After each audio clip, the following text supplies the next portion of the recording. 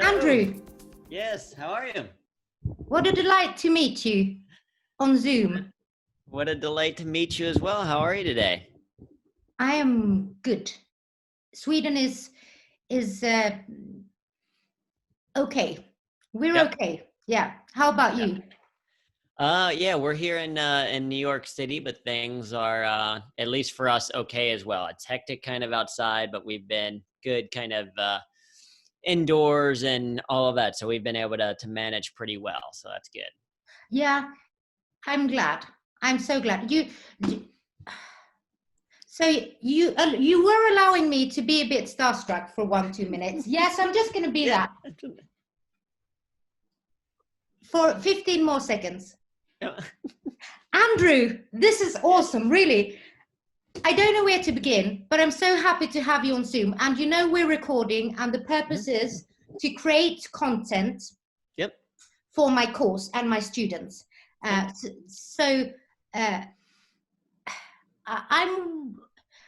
like you. I'm a nerd, and people who find me funny find it surprising that I have a PhD, and people who appreciate the PhD find it very odd that I'm funny.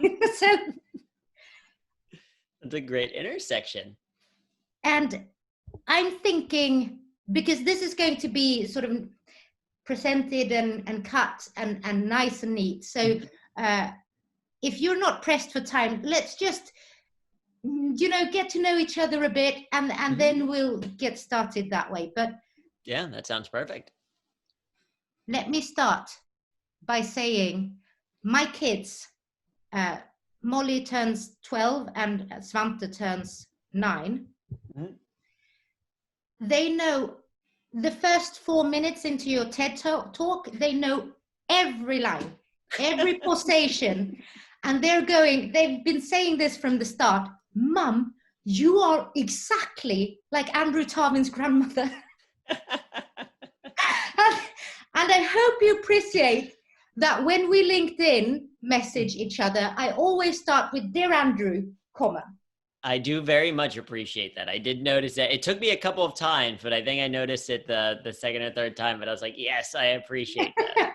And I have a WTF in there somewhere. And exactly. If we're going to know each other for 30 or 40 more years, you're going to find out the level of consistency I have in my nerdmanship, because I'm going to message you like that always.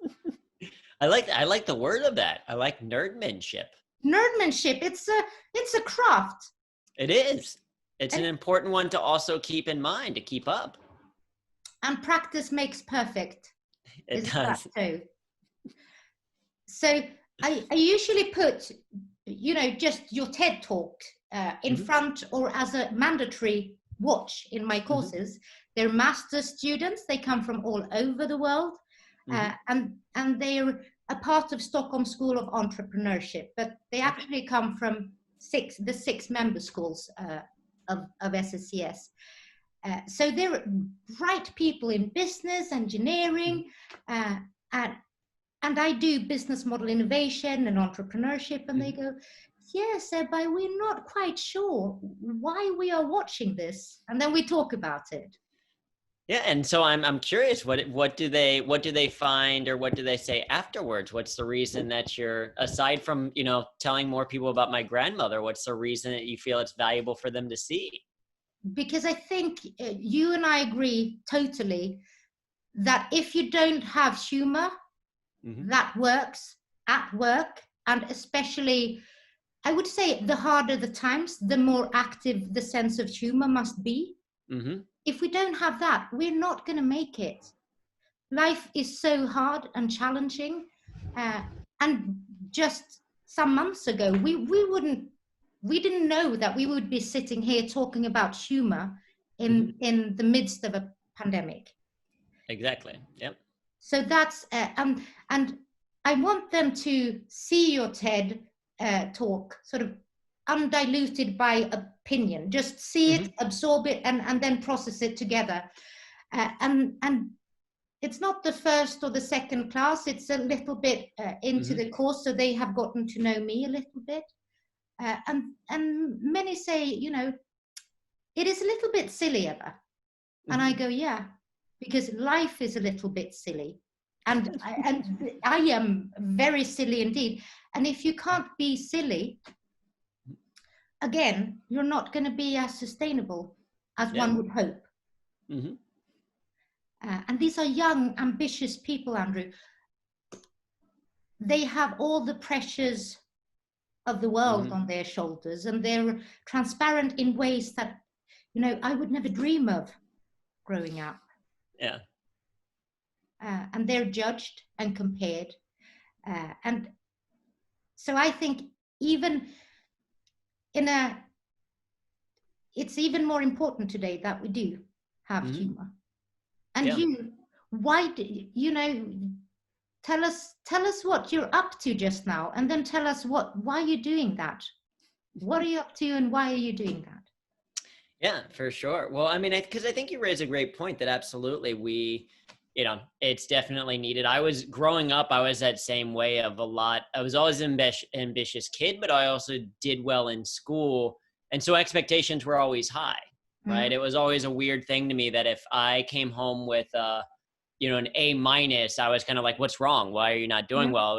But if my brother came home with a C, it was kind of like, congratulations, good job. Like the expectations always seemed a little bit different. And I realize also from parenting that you want to challenge your kids, and it's about how well they're able to do things. So always had that kind of feeling as well. So I appreciate that, you know, students that have to go through that. And I think you're exactly right that, you know, we joke that, you know, to humor is to human, right? Humor is a very human quality. It's something that we all have. And if we're missing it, then we're missing out on a very important part of human nature. And that's true in the workplace as well, because so often people, they think of this separation where it's like, okay, I can be kind of silly with my friends and I can laugh and all that, but then as soon as I go into the workplace, it's serious work, and I got to be serious about how to do it and all of that. And so basically with Humor That Works, our goal is to elevate the status of humor, is to teach people that this is a vital skill, not just for life, but also for work, for managing stress and improving communication and, you know, all the many benefits of it. And so, you know, our goal is to elevate the status of humor and teach people how to effectively use it. And that is true whether we are traveling around the world and speaking to organizations in person, or in a pandemic, we're doing it all virtual. So we're doing, you know, we did 30 live virtual events in April as part of National Humor Month here in the US.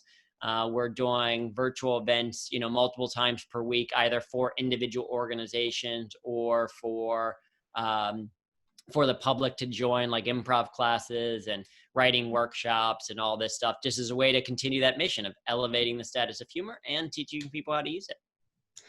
So just call on me if I can contribute in any way, Andrew, because I would love to support you like you're supporting me. Yeah.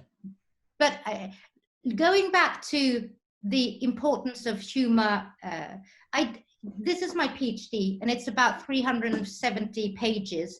And in here, I'm researching about the war in Afghanistan. So soldiers that are poorly trained, pre-deployment, and then a rehaul of that business and that practice of training.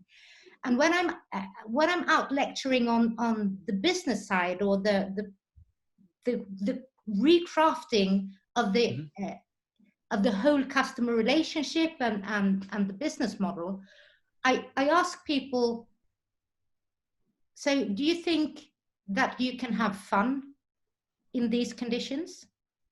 And in a crowd of about 100, in Sweden there will be one person going, everybody will look a bit scared, and then one person going, and it is almost always the case that person has a son, mostly sons, but sometimes a daughter, who has done their stint in Afghanistan on behalf of the Swedish nation. So and then we take it out in the room and we talk about, not only can you have fun, you must have fun. Because if we're in the trenches together and we can laugh together, then you're more likely to carry me home to my kids if I, and I'm more likely to carry you home. You have, to you kids. You have kids, right? I do not have any kids, no. My fiance and we don't as of yet. That's in the future for us. Then, Andrew, I live with the funniest people. My kids are just the funniest people. And it is such a privilege to just hang around them. Molly is a cool, rational type. And she says in the beginning of the pandemic, Mum, the downside of working from home is that you make a lot of mess. The upside, on the other hand, is that you have time to clean. So I have one kid who's like that, and the other one who's he's a rascal and a fantastic. They're fantastically fun people. So I can very much recommend it also for sustaining and practicing your sense of humor. But so you're doing a lot of Zooms, of virtual meetings, and how is that a different experience to you than being in a physical room where you can read people and engage?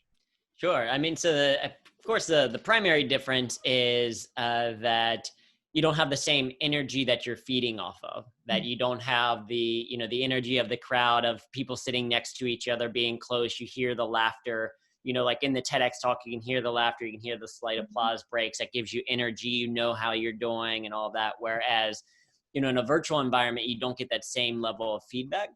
And I don't know, many years ago, I adopted a philosophy called err on the side of awesome, which is if you're ever in kind of a situation where you're not sure how something is going, I err on the side that is more awesome, right? I lean towards that, or I'm more biased towards the side that's more awesome. And so, in a virtual environment, I just assume that I'm crushing it. I assume that, people are loving what I'm saying. They are even if they're on mute, that they're laughing, that they're thinking it's a really good time. And so I speak as if I'm crushing it. And one, that's good for my own ego. But two, it helps for a better presentation. If I was too nervous, if I was too hesitant of like, was that good? Was that not? I'm not going to give the same delivery. I'm not going to give the same performance. And so certainly that's the biggest difference. And in our virtual shows and virtual improv things, we're having people unmute so that we can hear their laughter, and we're finding out better ways to do that. And we're in gallery mode so that people can kind of see other people smiling and laughing. So there are ways around it, but that's probably the biggest challenge. But similar to your daughter, like finding the silver lining in things, the advantage is that in a virtual environment, we have people joining us from all over the world. We did a writing workshop every Saturday in April, and we had people joining from multiple countries, multiple time zones. A woman from Australia would wake up at 4 a.m. every single day to join us. A woman from China would stay up until 4 a.m. every day. They had different strategies, but would stay up until like 4 a.m. We had people in Germany, we had people in the US all scattered around. And so the advantage is that we can now have this more kind of global presence in a way with the virtual events that we're doing, because people can just join. And I think that's what's, fascinating is sometimes people ask me, because we do, even before this, I was doing international events. I theoretically, if it weren't for the pandemic, would be heading to Europe for a 3-week European tour coming up like in 2 weeks, which isn't going to happen. A lot of that's happening virtual now, but humor is a universal thing, right? That people laugh is universal. What they laugh at is a little bit different. You do have to understand your audience, and you do make adjustments based on kind of regions and cultural differences and things like that. But every human, I think, for the most part, has a sense of humor, enjoys laughter, enjoys joy, kind of in that sense. And so it's been an interesting mix, but we've been able to continue that mission. It's to adapt it, right? But we've been able to continue that mission of, again, teaching people how to use humor to be effective. I think with my students, and I must say a lot of people my age in Sweden, I would say Sweden, and maybe most of the Nordic countries, people are quite afraid of, being silly, of making an ass out of themselves, and also being afraid of being compared a lot. And if we can reduce that level of fear or anxiety and access the sense of humor, I, as a teacher, I am so convinced that their learning journey will be so much more effective, and it will be so much more productive and collaborative. Absolutely. And I'm thinking, sorry. Well, no, I was just going to say, and there's two ways you can approach kind of this conversation, perhaps, three, right? If you think of Aristotle's original kind of triad on rhetoric. So you can take logos, right? We take the logical approach to humor. There are hundreds, if not thousands, of research studies that shows the benefits of humor in the workplace, that shows the benefit for humor and memory retention, for improved understanding, for people remembering something, like resonating with the message a lot more. So you can go the logic route and say, yep, that makes a lot of sense. There's actually a lot of research around these things. You can go the ethos route. You can go the here, look at the people who use humor in the workplace. That's part of what our client list provides. Like, we've done work with the United Nations, with the FBI here in the US, with the Red Cross Climate Center. So these big organizations, Microsoft, IBM, tech companies, a lot of these big groups. And so people are like, oh, well, if those interesting organizations are doing it, there must be something to it, right? So you can go the ethos route, or you can even really just go the pathos route of some simple ideas, some simple concepts that I share with people. So one is a simple question, stupid question perhaps, but the question is, would you rather do something that is fun or not fun? Would you rather have a fork in your leg or not have a fork in your leg? Exactly, right? So it's a simple question, but people are probably like, well, I'd kind of rather do things that are fun. And so it stands to reason that if you were to make your class a little bit more fun, would people be more willing to show up and pay attention to it? If you were to make your emails a little bit more fun, would people be more willing to read them? If you were to make your own work a little bit more fun, would you be more likely to stay engaged with it, or do it for longer, or take more enjoyment out of actually doing it? And so I think there's balance. Certainly some people are motivated by the study, some people are motivated by the other people doing it, but I think some of that simple kind of checking in, because one of the big things that we share, that I share in my keynote, is that you are responsible for your own happiness. Right? I don't think it means that you necessarily can control it, right? You can't always control the things that happen to you. You can't always control also chemical imbalances or things like that. I'm not talking about that level, but you are ultimately responsible for it, right? It's not up to you as the teacher to make sure that your students are happy. It is not up to someone's coworkers to make sure that they're happy. It's not even really up to their significant others to make them happy. Now, hopefully all of those people contribute to that happiness. Hopefully they help. But ultimately, you are responsible for it for yourself. And I think that's a big part of, the conversation around humor isn't just a conversation around humor. It's around ownership. It's around career ownership. It's around emotional ownership. It's around life ownership. And I'm just a big believer for myself. Maybe it's the engineer in me that it's like, no, I want to design the life that I want to lead. I don't want to live by someone else's rules. I want to decide what's for me. And for me, fun is a big part of it. I want to be doing things that I enjoy. I want to be waking up and smiling and excited about what I'm going into. And if I'm not consistently, and I'm waking up and something's quite off, then it's up to me to try to adapt and change. So let me ask you, because I think we can reflect together on this kind of serious question. When do you think a sense of humor will be detrimental to your life or to your happiness? Well, so I think it's a great question. I don't know that a sense of humor necessarily would ever be detrimental. Having a sense of humor, I don't think, is necessarily detrimental. There are times when you shouldn't use humor. And there are ways that humor can be inappropriate, whether that's at a time or the subject matter. How you execute becomes very important. But having a sense of humor, I guess taken to an extreme. So this is one of the challenges that I sometimes have is I do use humor as a defense mechanism.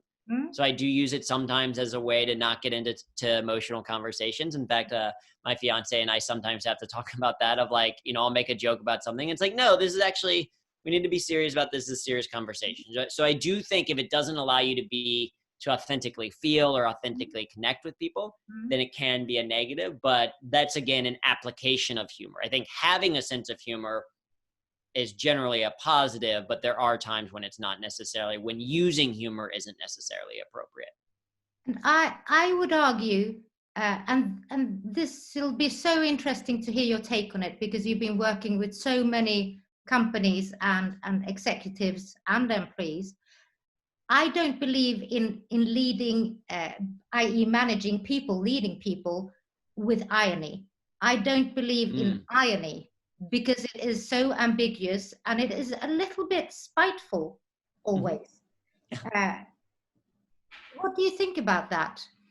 Yeah, I mean, I would agree. So again, that's a type of humor. So if we think of, so psychologist Rod A. Martin defined 4 styles of humor. The first style of humor is affiliative humor. This is positive and inclusive humor. Here in the US, it's kind of like Mr. Rogers, if you know that, or someone just kind of like very positive, inclusive, that is always kind of bringing everyone in. And it's not about making jokes at specific people. It's things like team building. It's, fun activities. It's applied improv exercises. It's everyone being kind of a little bit silly together. That's affiliative. Then you have self-enhancing humor. And self-enhancing humor is a positive form of humor where the target kind of is yourself, where it is you dealing with life's hardships in a funny way. It's finding the humor in the situation. So even in the pandemic, I've been doing some humor around. We live in a 400 square foot apartment here in New York, in the East Village. And so how do I find the humor in that? Oh, well, we made a pillow for a few days ago just so that we'd have a new room to explore. Right? Something a little bit fun. Or we're rearranging our furniture so that the rooms feel like they're a little bit new or different. So it's not quite like feng shui, but it's like feng shui, too much time on our hands. Right? Yeah. So it's just like, it's self-enhancing. It's finding the humor in the situation, making it a little bit more positive. Yeah. Then you have self-defeating humor. Self-defeating humor is a negative form of humor where the target is yourself. So it's kind of poking fun at yourself. It's joking a little bit. So for example, myself, I'll say that I'm obsessed with efficiency. I listen to podcasts at 2x speed because it's, not only is it faster, you do everything in half the time, but also then more people sound like me. Right. So I can kind of joke about my voice being a little bit more higher pitch or nasally. That can be good in moderation, but we can talk about that. And then finally, there is aggressive humor. Aggressive humor is a negative form of humor where the target is someone else. So a lot of irony falls into negative to aggressive humor, satire, sarcasm. These are all forms of humor that can be good, kind of joking with friends. It can be good in a comedy club, but as to your point, not necessarily the type of style you want to lead with as a leader. Because what you think is kind of a funny, joking, kind of ironic, sarcastic remark to someone, because of your status, because of perceived differences, because of the role you're supposed to play in an organization, it becomes perceived very differently. And aggressive humor can be great for catharsis, right? Like kind of to your point, do soldiers use humor? A lot of times it can be dark, kind of aggressive humor in some ways, but that's great catharsis. We do some work with emergency first responders, and they use dark humor because it's just a way for them to deal with the atrocities and the challenges and the difficult things that they experience, right? It's great for catharsis. It doesn't create change. So as a leader in an organization, if you're trying to create a more positive workplace environment, or you want to try to lead a little bit of a change, it's not going to be effective. How long have you been doing this, Andrew? So I started doing improv in college and university in 2004. So I went to the Ohio State University, got a degree in computer science and engineering. Yeah. And my best friend wanted to start an improv comedy group. He needed people and forced me to join. And so I share that story in the TEDx talk, started doing stand-up a little bit after that, started to notice that I was getting a lot better results in the workplace because of the humor.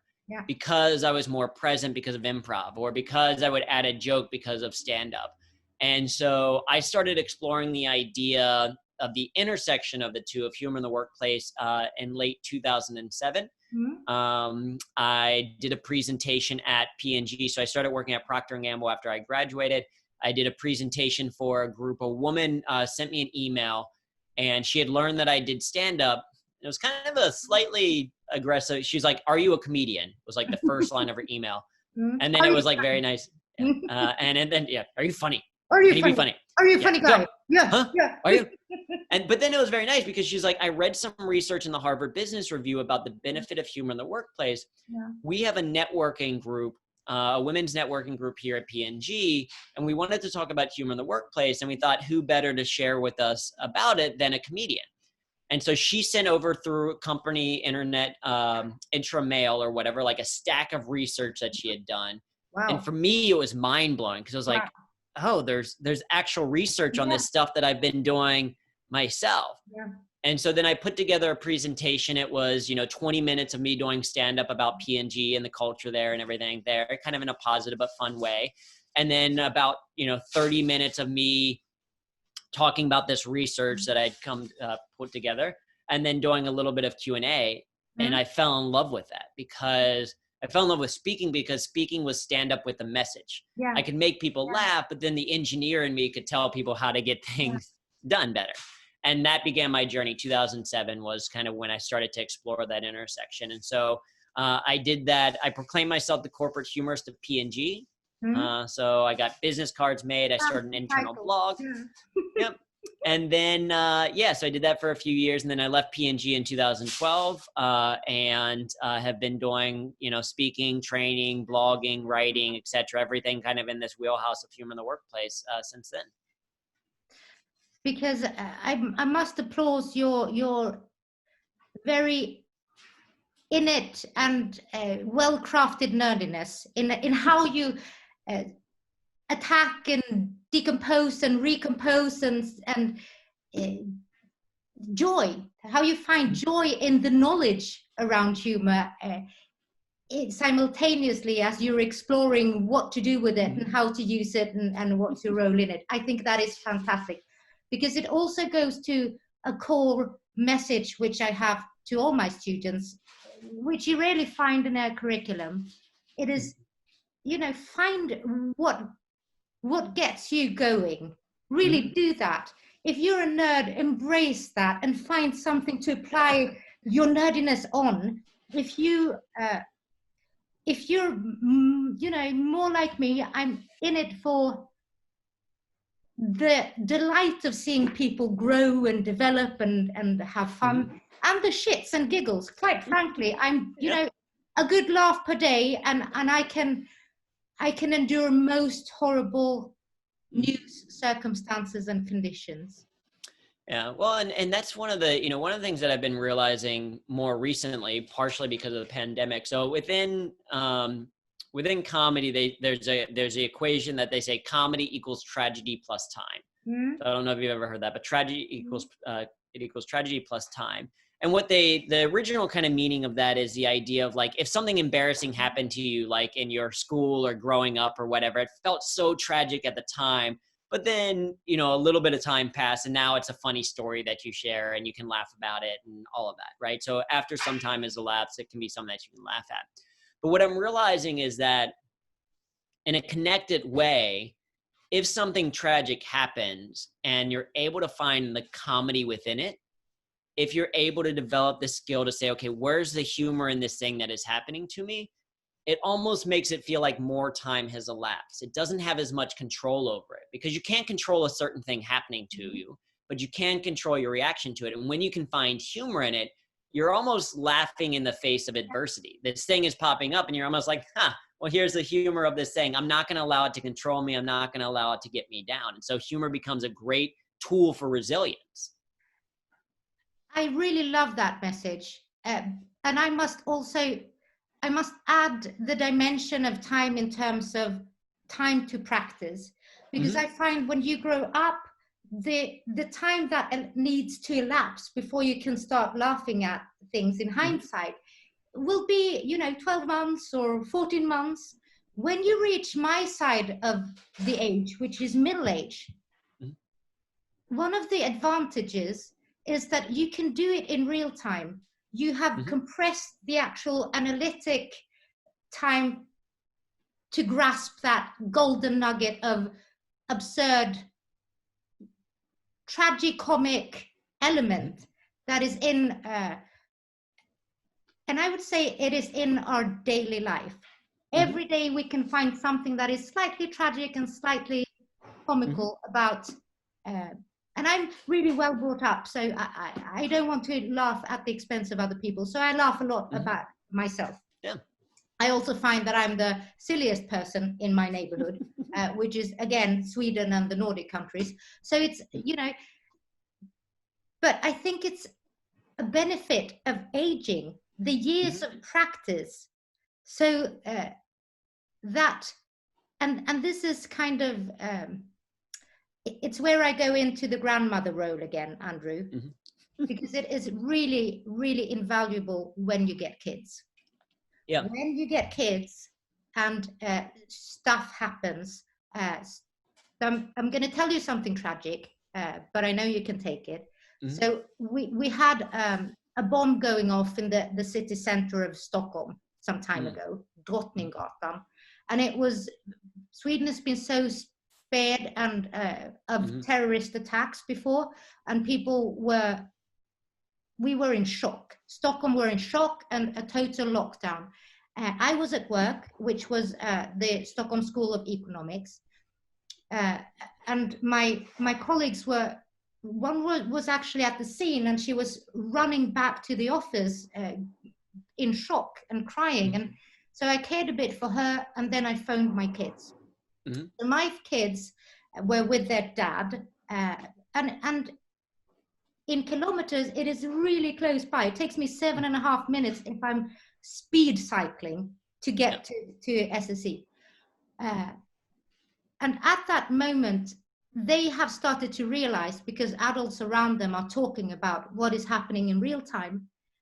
And I'm saying, kids, it's fine. You're going to be fine. You're going to stay indoors for at least an hour or two. You're going to stay with your dad. I'm going to take my bike and I'm going to ride home. On my way home, I'm going to pick up Vuka ice cream. I use the term Vuka, and I'll tell you what it is later. But it's horrible conditions, really stressful, demanding conditions. I'm going to pick up some Vuka ice cream for you at 7-Eleven. I'm going to swing by your home. We're going to have that ice cream, and then I'm going to borrow the car and I'm going to help out with driving some people home to their families. And if I would have guessed that most people in Stockholm did not react that way, because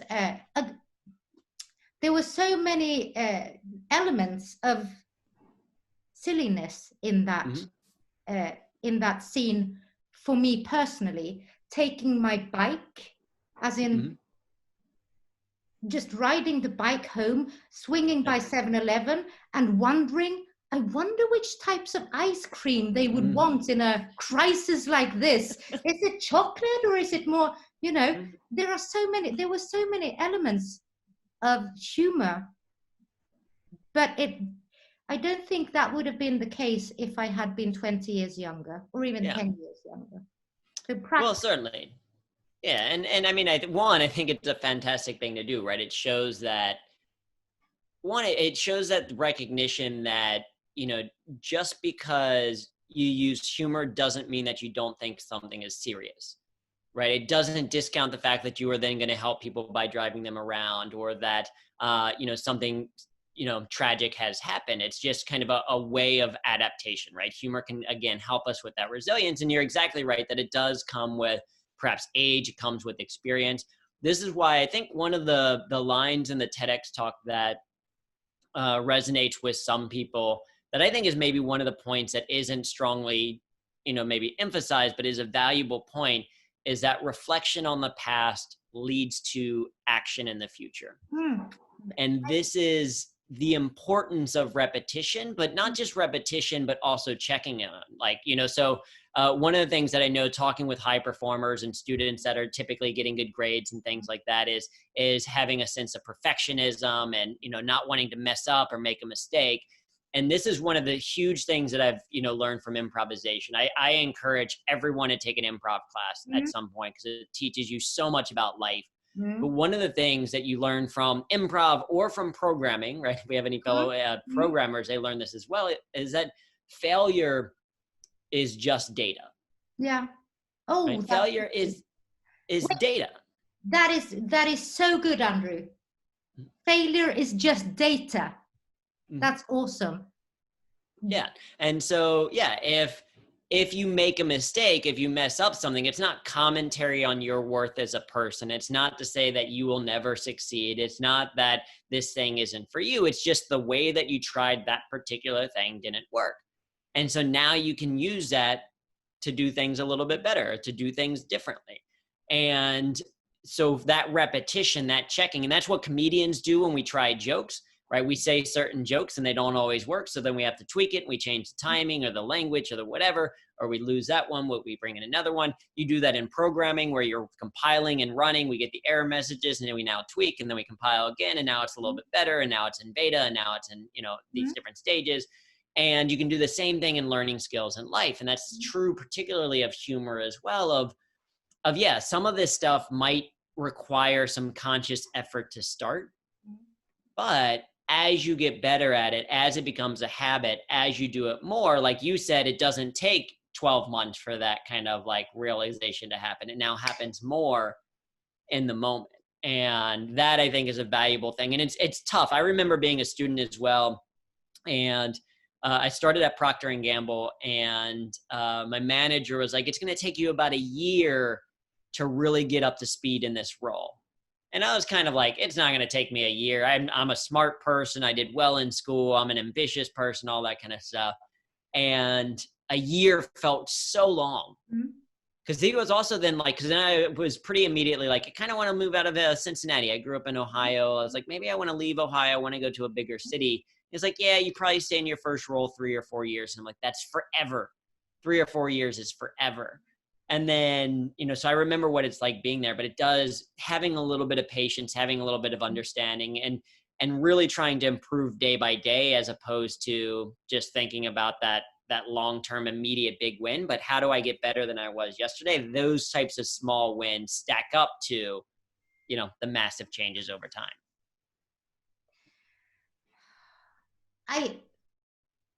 We could go on forever and ever, Andrew, but there are 2 things that I would like to cover before I leave you, hopefully not for good. And the first thing is, again, an anecdote, if I may, where when I was a line manager at Ericsson, so serious engineering place, we did use a lot of humor. We were in so many crises in the company that we needed to have a good sense of humor. But also what I was doing my development talks with the people in my unit, I would ask specifically, how do I know as a manager that you're not doing well, that you're not happy, or that you're too bogged down with work or stressed with other things? How do I know? And one of the most jovial people, he said, you'll know it, Ebba, if I'm not laughing for over time. So if I'm not laughing for 5 days, then I'm not doing well. Yeah. And I thought that was such a good rule of thumb. We were in a stressed phase, as you often are, and then I noticed that this guy hasn't been laughing, and I'm thinking, was that day 4 or day 5? And I go to him and I say, I haven't seen you laughing. So what is up? And he's saying, my wife took on a big job at a different corporation, and they have 2 daughters, and the daughters were around middle school, a lot of activities and music, and he was in charge of the logistics, of the, dinner, and also the social problems and caring for them and holding their hands and trying to solve social dilemmas and stuff. And he was just worn out. And when I could see him and see the absence of his sense of humor, I said, I'm going to send you to the doctor now, and you're going to go, because that's not a given in an engineering culture or with men.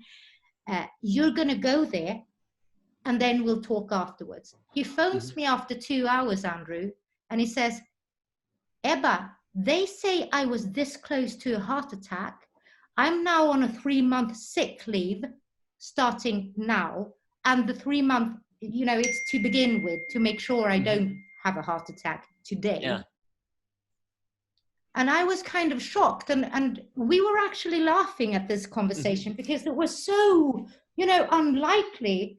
And I said, you should probably just head home then and relax. And I'll take care of shock, And then you just phone me when you want to give me an update. But you should probably just go home and, take care of yourself. And this was a senior guy. And it goes to another sort of core point that I think we started this conversation with. It's that we're all people. It doesn't matter how much money you earn or what level of seniority you have. If you don't have a sense of humor, if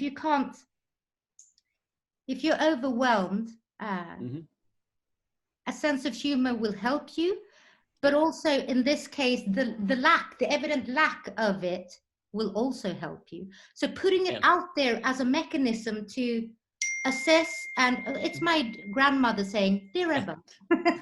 Sorry. Yeah, I'm sorry, it's like, dear Ebba. Yeah, I need this. Yeah, this. I like it. Yeah. Well, and I think the story, I think, two core components, I think, come to mind. One, that recognition, I think, incredibly valuable. And so in our research, if humor has all these benefits, so I was curious, okay, why don't people use it more? And so we ran some studies through our site, and the number one reason why people don't use humor in the workplace is that they don't think that their boss or coworkers would approve, right? Because they go into an organization and it's just already naturally kind of like dry, or they don't see it happening. And so they're like, oh, I guess that's not the norm for us to be able to do it. And so I think that's a great, kind of to your point, that's a great thing for leaders to recognize, is that if you don't see your team or your people in your classes or that kind of stuff laughing or smiling or creating, collective groups together where they joke and all that, you're probably part of the reason why. Yeah. Not necessarily intentionally, not like you've squashed it, but like if you aren't using humor yourself, if you aren't talking about its benefits, if you aren't promoting it in different ways, then people aren't going to know that it's something that is welcome or needed. Yeah. And so I think that's an important recognition. I like that, as the lack of laughter can be a signal for something. And then I think the other thing that you kind of raise, and you have a very serious example of that, is the reason why, and this is the engineer maybe coming in and out of me.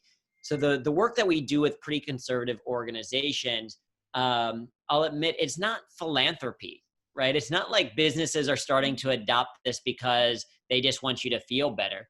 They know that they get better results because of it, right? And we will joke, and you had a very real example of this, is it is hard to be productive if you are dead. Yeah. Hard to do. It is. I'm going to quote you so many times on that, because if I say it, it's not going to fall well, because and we'll come to that, I'm a woman, I'm an academic, and I'm a blah, blah, blah.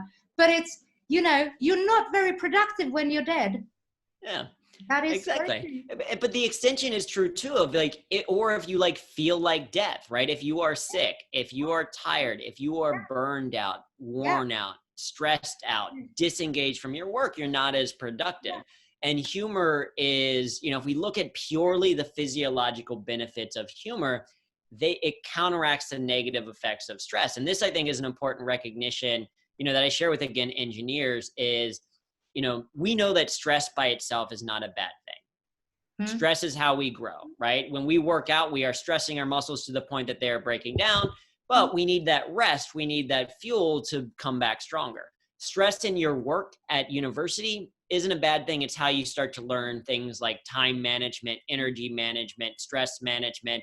It's how you grow over time. It's how you increase your capacity as an employee over time. If you start to do more and more, you figure out where your limits are.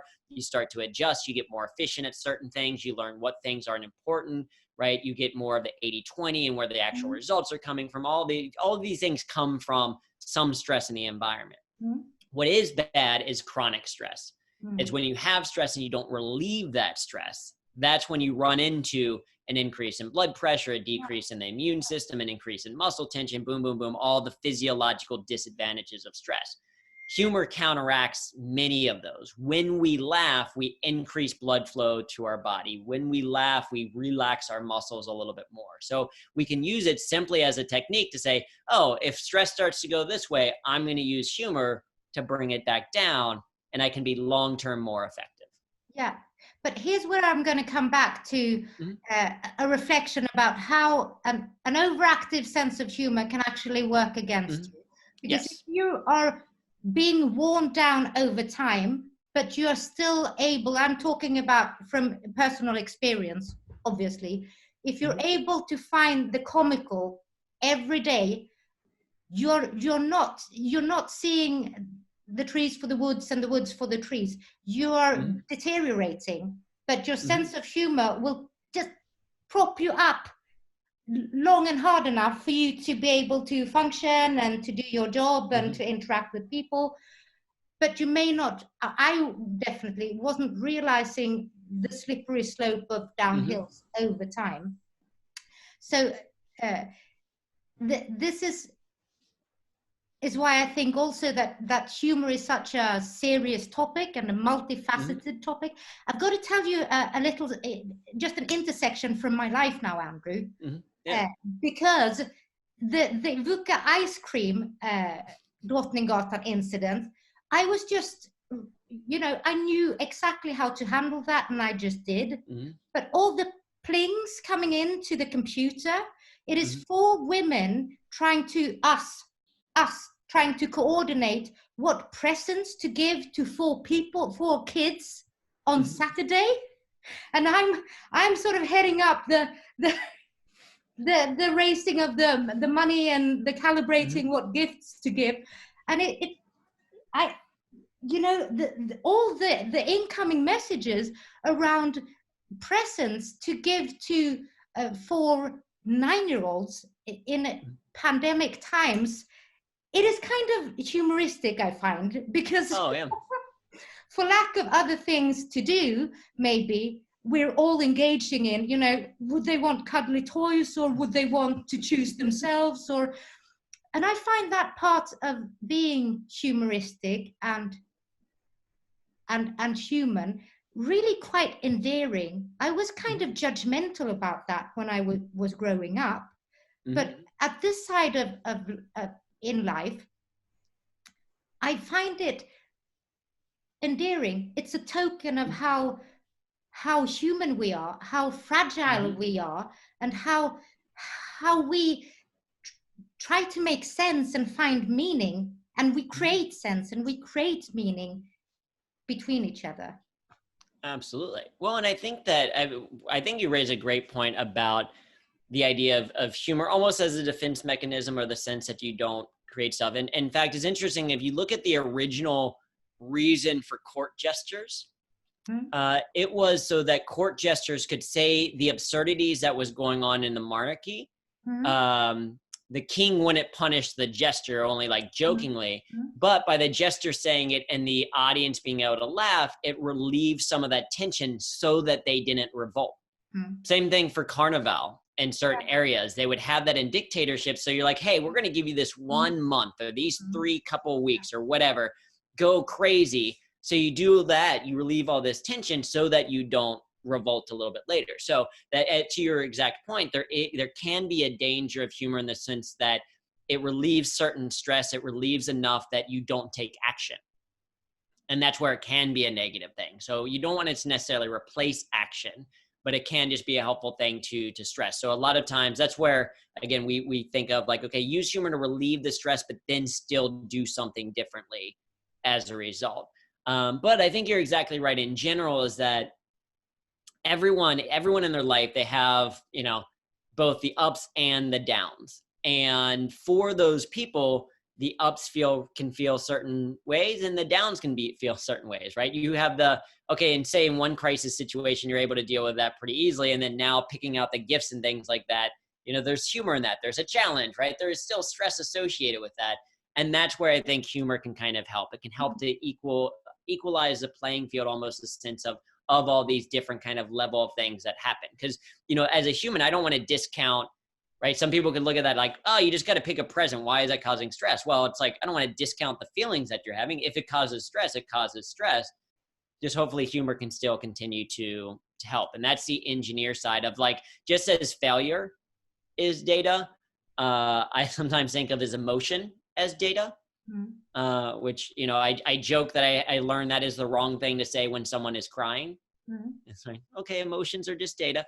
All right, wrong thing to say, joking. But in a way, it is data, right? If something is continually causing you stress, that is data to start to be like, and one of the skill sets of a humorist is probably maybe the primary skill set of a humorist, aside from discipline of being able to create, is curiosity. Yeah.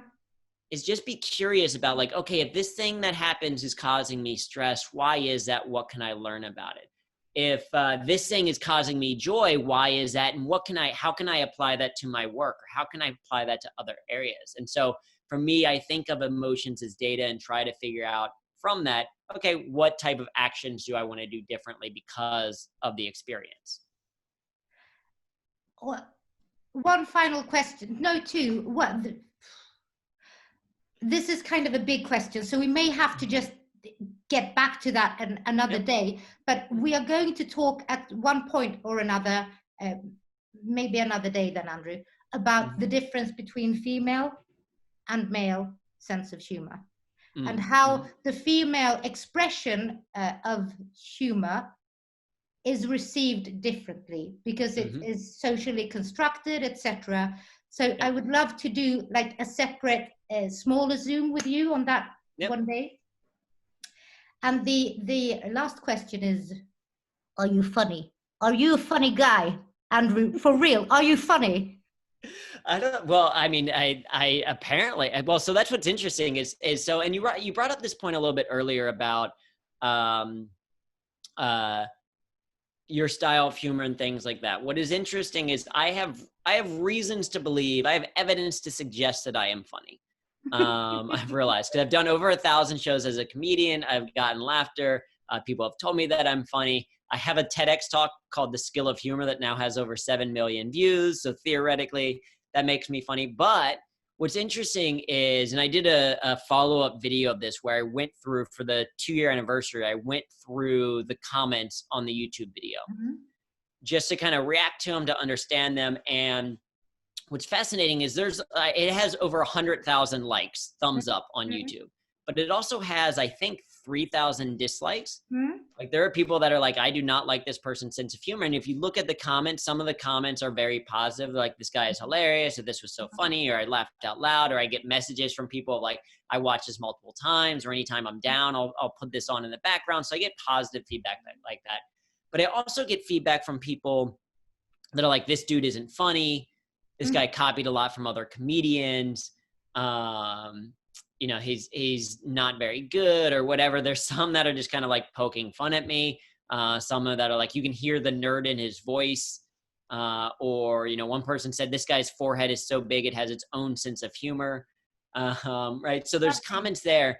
And I realized I was getting affected by those comments. I was like, maybe I'm not funny or that. But over time, I started to realize that every ounce of energy that I focus on the people who don't like what I do, where I contemplate like, why is that, whatever, that's an ounce of energy that I'm not using to serve to the people that do resonate with my message.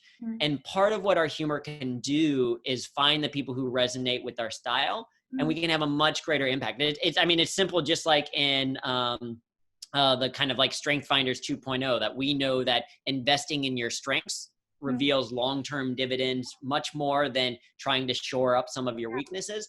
I think it's the same thing. Finding the people who resonate with your message and the thing that you're trying to do, you're going to create much bigger, longer term impact than trying to please all the other people that just for whatever reason don't like your sense of humor. So I will say that's a long way to say, I think that I am funny.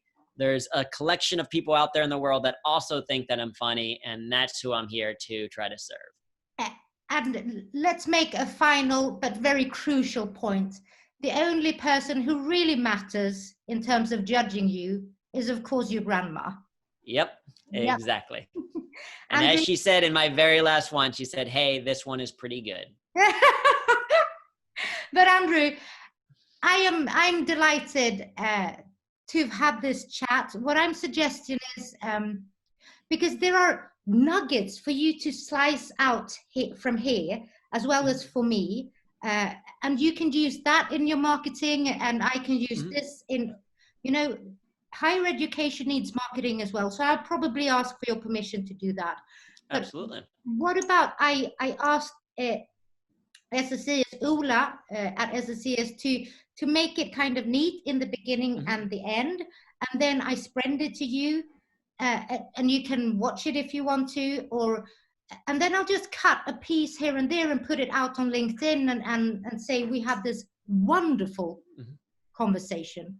Andrew, honestly, my best friend, and she is an awesome HR leadership development psychologist person in Sweden, and she was on a guy Kawasaki did a flyby in my class, and it was fantastic, and I would love for you to do that this autumn. But so she's gonna be totally in love with you also. I must say, I am, the first in line to say I'm totally in love with you, Andrew. I think you are fantastic, and the way you're showing up today is, I'm really, really grateful. And I'm a female from the Swedish, equality culture of the 70s. I don't bat my eyelids and nudge people for 3 years. I just come out and ask them, and you respond. And I think that is fantastic. Yeah, well, no, I appreciate you reaching out. I appreciate that you feel that the message is valuable for your students to hear, and that it's something that you share. And no, I thought it was a fantastic conversation. I love having these types of conversations where I want people to kind of be like, well, what about this thing? Or for me to say this and be like, but no, sense of humor can be negative, and here's this thing. And because it creates more of a dialogue, it creates conversation. It helps me to realize what I'm thinking or change what I'm thinking or that kind of thing. So I think it's fantastic.